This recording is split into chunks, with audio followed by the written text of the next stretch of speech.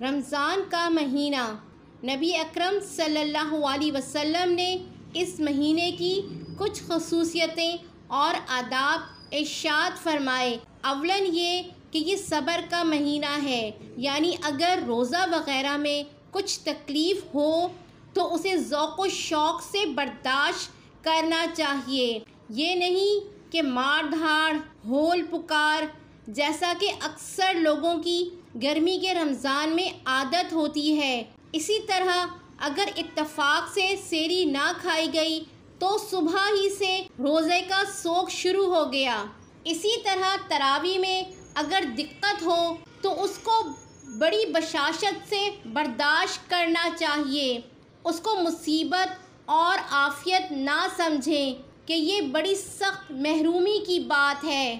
نبی پاک صلی اللہ علیہ وسلم نے ارشاد فرمایا کہ یہ غم خواری کا مہینہ ہے، یعنی غربا مساکین کے ساتھ مدارات کا برتاؤ کرنا، غرض جس قدر بھی ہو سکے اپنے افطار و سحر کے کھانے میں غربا کا حصہ ضرور لگانا چاہیے۔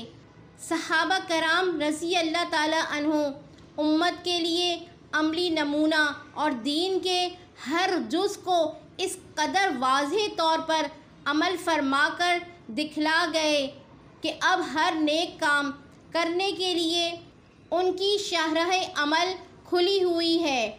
نبی کریم صلی اللہ علیہ وسلم نے ایک اور چیز کی طرف رغبت دلائی کہ آقا لوگ اپنے ملازموں پر اس مہینے میں تخفیف رکھیں، اس لیے کہ آخر وہ بھی روزہ دار ہیں، کام کی زیادتی سے ان کو روزے میں دقت ہوگی۔ ایک حدیث میں ارشاد ہے کہ ساری عبادتوں کا دروازہ روزہ ہے، یعنی روزے کی وجہ سے قلب منور ہو جاتا ہے، جس کی وجہ سے ہر عبادت کی رغبت پیدا ہوتی ہے، مگر جب ہی کہ روزہ بھی روزہ ہو، صرف بھوکا رہنا مراد نہیں بلکہ آداب کی رعایت رکھ کر۔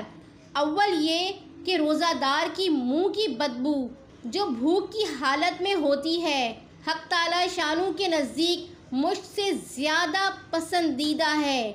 اس جگہ ایک ضروری مسئلہ قابل تنبیہ یہ ہے کہ اس منہ کی بدبو والی حدیثوں کے بنا پر بعض ائمہ روزہ دار کو شام کے وقت مسواک کرنے منع فرماتے ہیں۔ حنفیہ کے نزدیک مسواک ہر وقت مستحب ہے، اس لیے کہ مسواک سے دانتوں کی بو زائل ہوتی ہے، اور حدیث میں جس بو کا ذکر ہے وہ معدے کے خالی ہونے کی ہے، نہ کہ دانتوں کی۔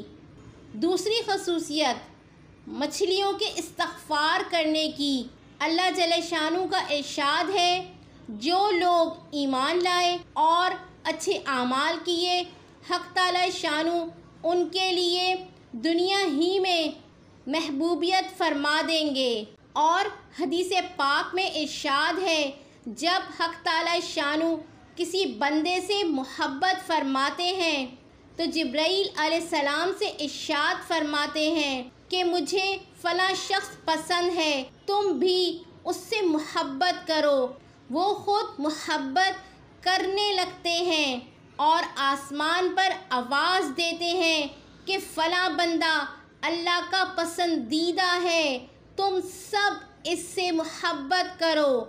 پس آسمان والے اس سے محبت کرتے ہیں اور پھر اس کے لیے زمین پر قبولیت رکھ دی جاتی ہے۔